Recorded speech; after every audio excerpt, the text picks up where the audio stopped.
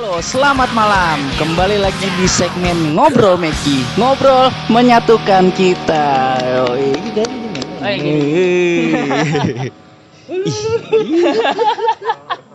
Gila. Mendung banget nih. Mendung-mendung gini biasanya banyak setan ya? Kayaknya sih men. Lu pernah gak? Apa tuh?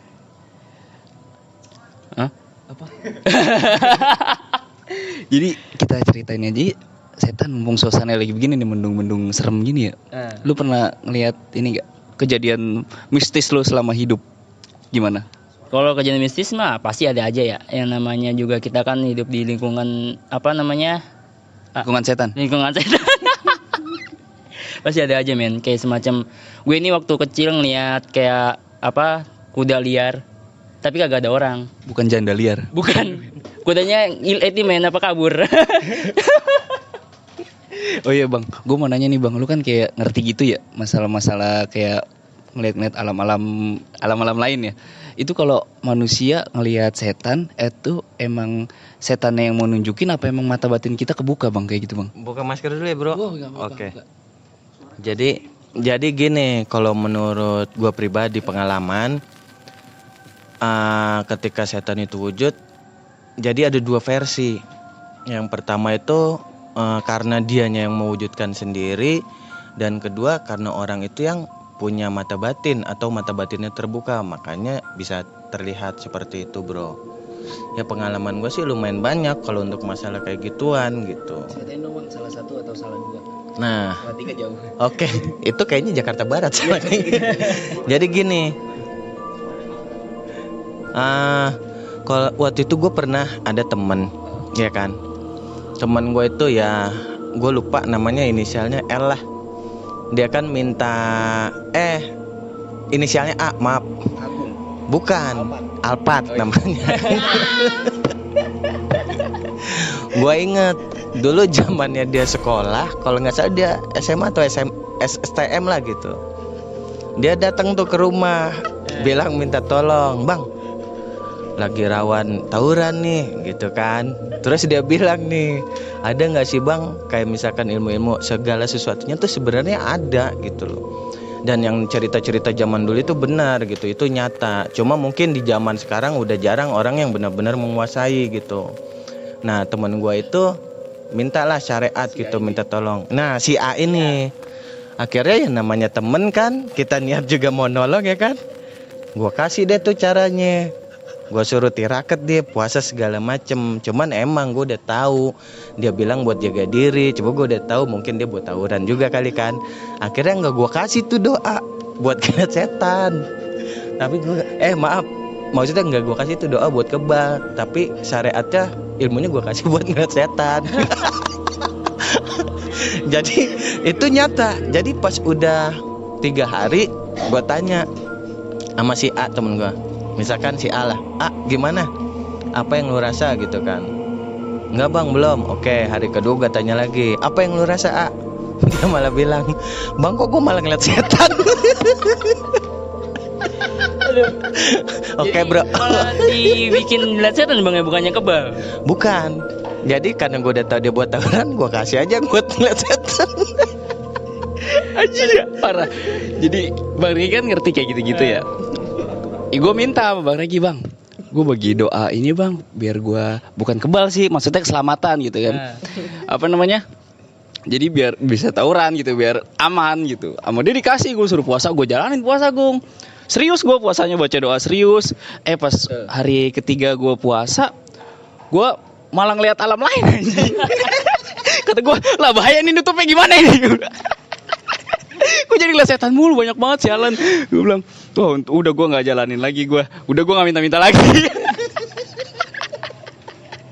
Kalau lu gimana Gung, pengalaman mistis lu? Pengalaman mistis gue waktu Pegang sendiri. Dia pegang sendiri gede. Jadi pengalaman mistis gue tuh ketika gue waktu pas mau nganterin cewek gue yang sekarang jadi bini gue. Itu gue nggak salah, gue di jam 11 gue nganterin ke rumah bini gue. Jam 11 sore. Jam 11 malam. Jam 11 malam gue nganterin ke bini, nganterin rumah ke bini gue. Iya. Ke rumah bini lo. Iya.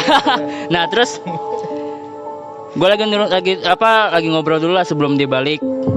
Terus ada gue pernah dulu Bang Regi nih pernah ngasih tahu kalau suara kuntilanak tuh kayak agak kayak bebek ketawa gitu. Di situ gue langsung mikir kan, kok ada bebek ketawa anjing jam 11 gini. Gue liat kanan kiri nggak ada orang, merinding kan tuh kan.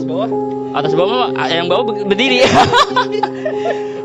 Terus oh udah nggak asing nih. Akhirnya udahlah gue suruh cabut. Gue pulang gue dari rumah bini gue sampai kosan itu gak enak banget, feeling gue gak enak. Nah pas malamnya gue kayak mimpiin terus gue kayak direp-rep gitu, kayak gue tidur nih setengah sadar tapi gue nggak bisa bangun. Gue sadar tapi kok gue nggak bisa bangun. Anjir serem banget itu. Paralisis iya. Itu tahap menuju lucid dream. Anjay. Gue pernah cerita mistis gue. Jadi waktu itu gue sama nyokap gue waktu belum nikah, gue masih tinggal sama nyokap bareng bang.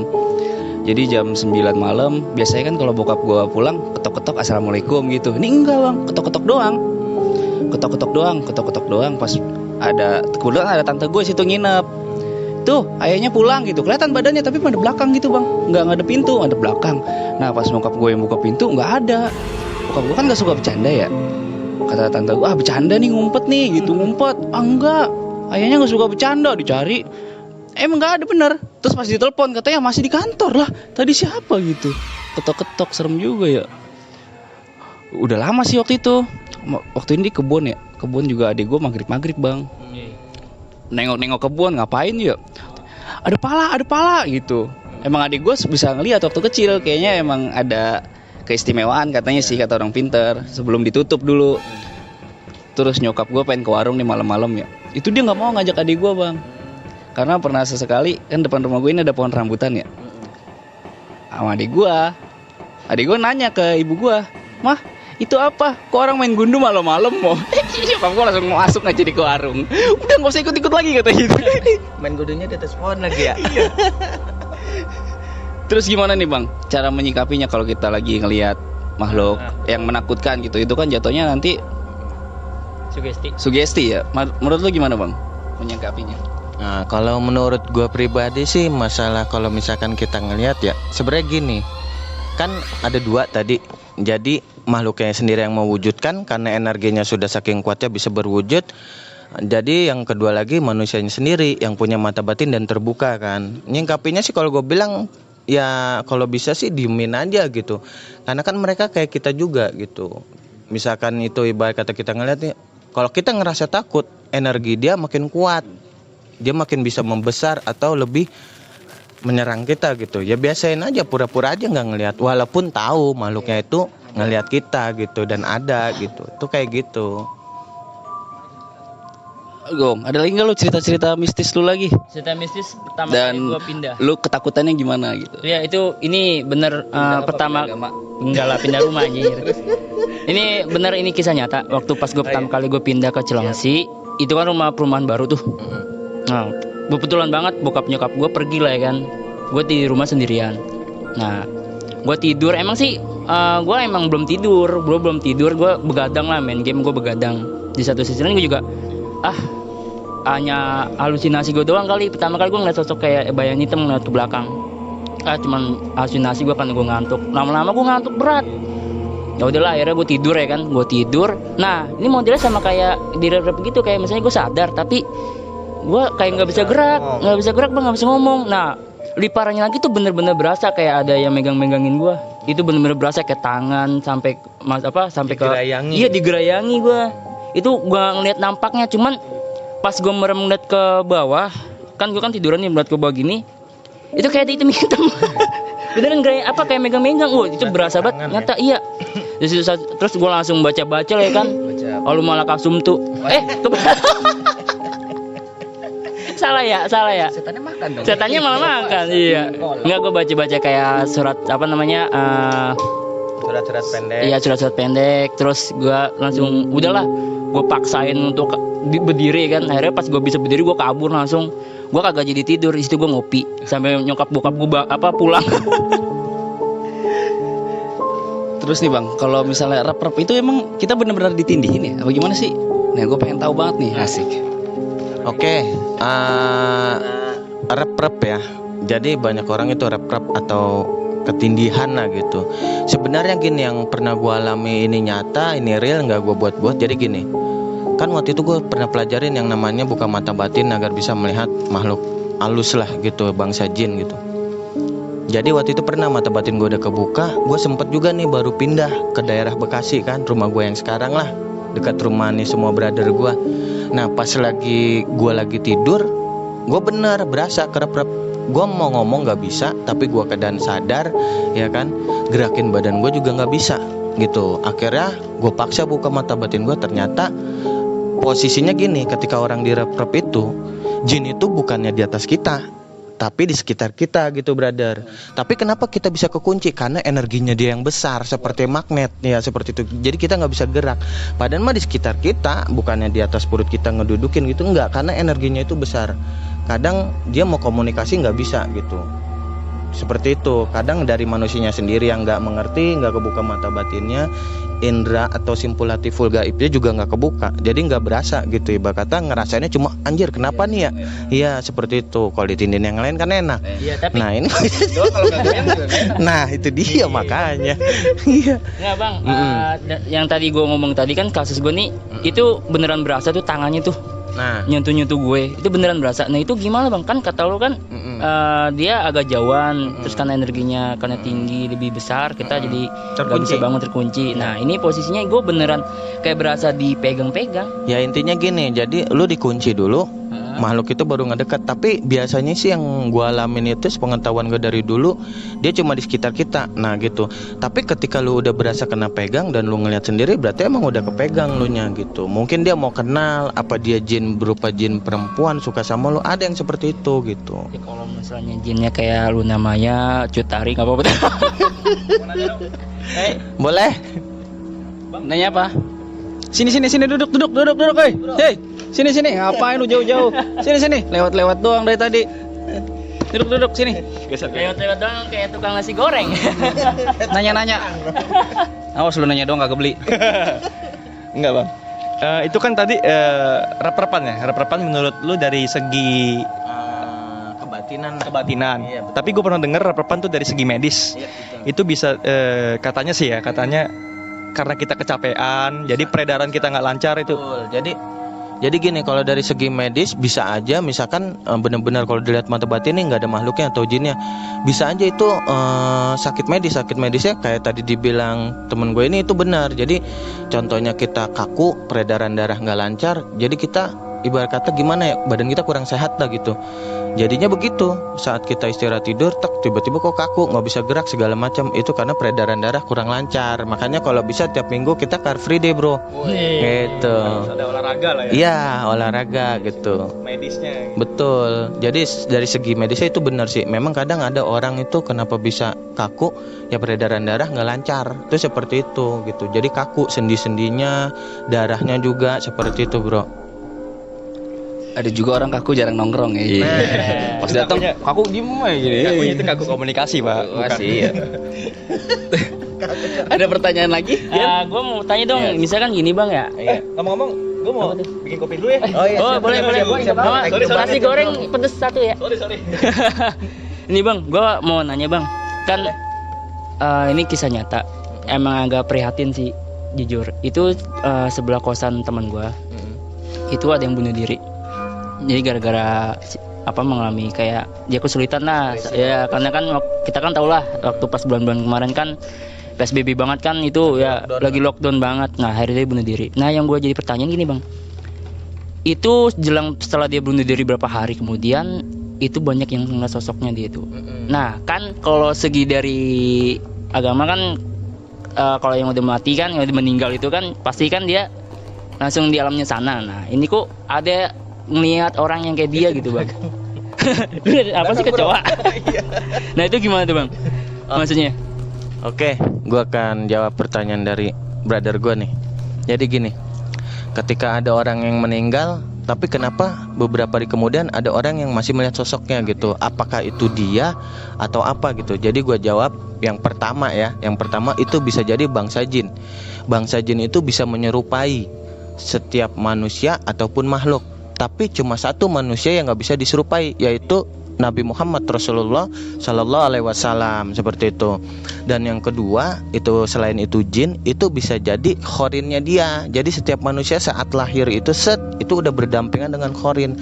Dan itu ada yang bilang, ya gue nggak tahu lebih dalamnya sih. Ada yang bilang itu anak setan yang bisikin setiap keburukan kita jadi berbuat buruk, seperti itu. Ada juga yang dibilang kembarannya gitu. Kalau dia nganut ilmu, itu berarti ilmunya atau khodamnya yang masih ada sisa. Tuannya meninggal, dia bisa mewujudkan diri.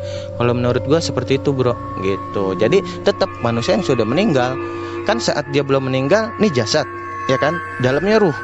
Tapi ketika jasad sudah meninggal, ruh keluar, namanya arwah.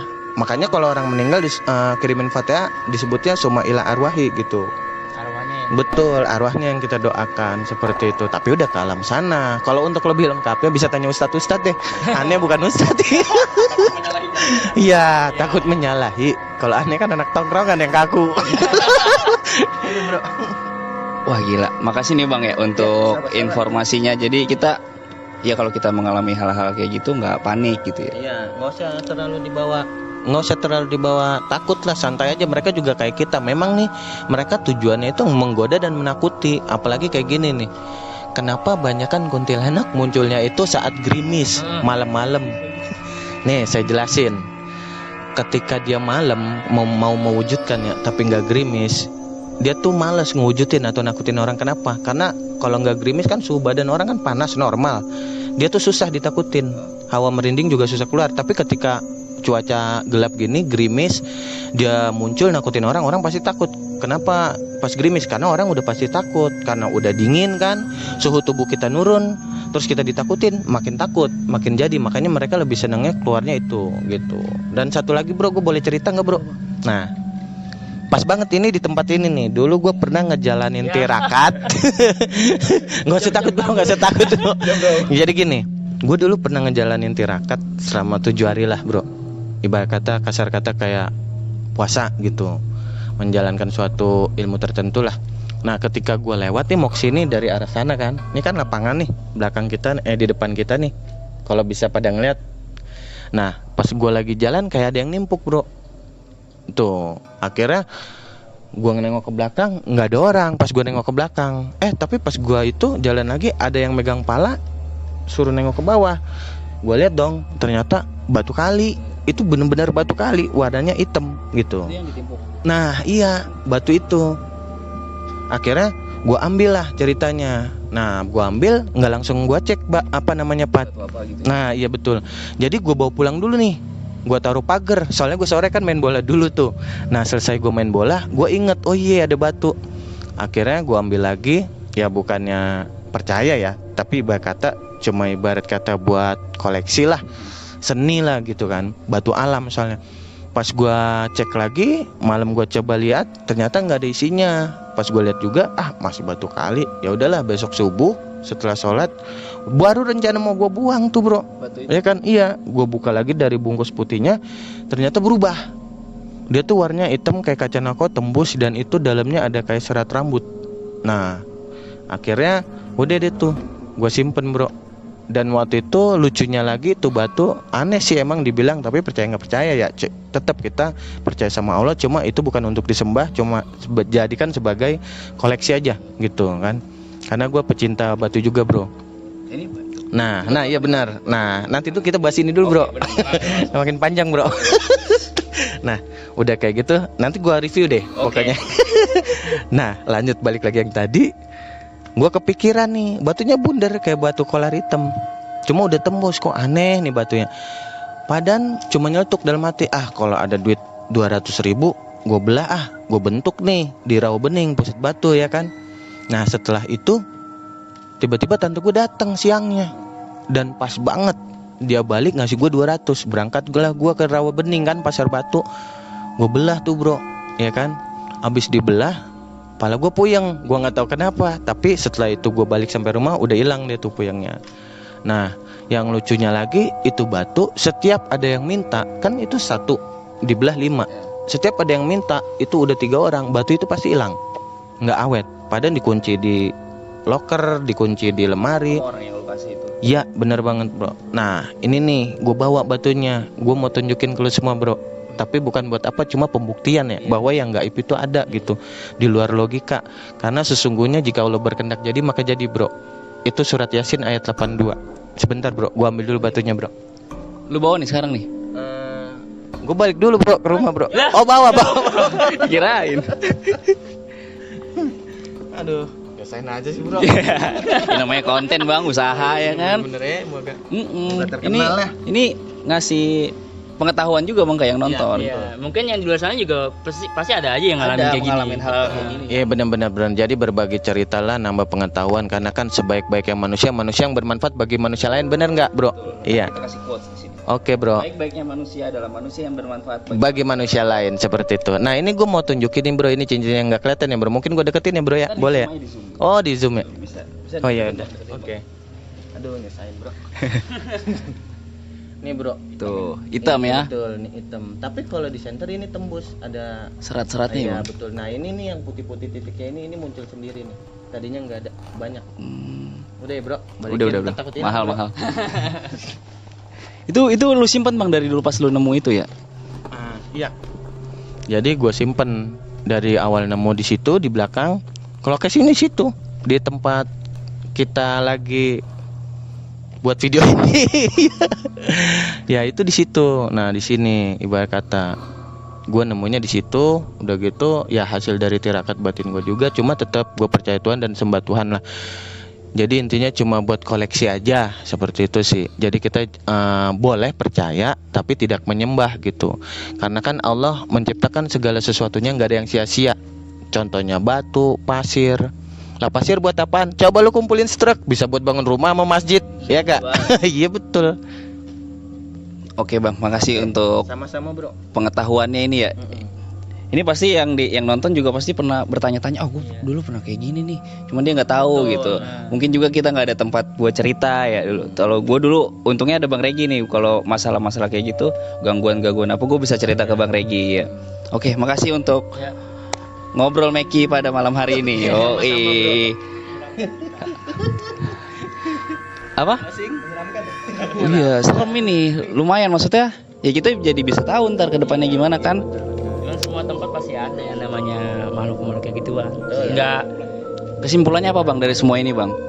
Ya jadi kalau menurut gua kesimpulannya gini, sama yang gaib boleh percaya tapi jangan disembah, tetap menyembah Allah. Walaupun Allah maha gaib karena dia ya Tuhan kita, dialah yang kita sembah, bukan makhluk ciptaannya gitu loh.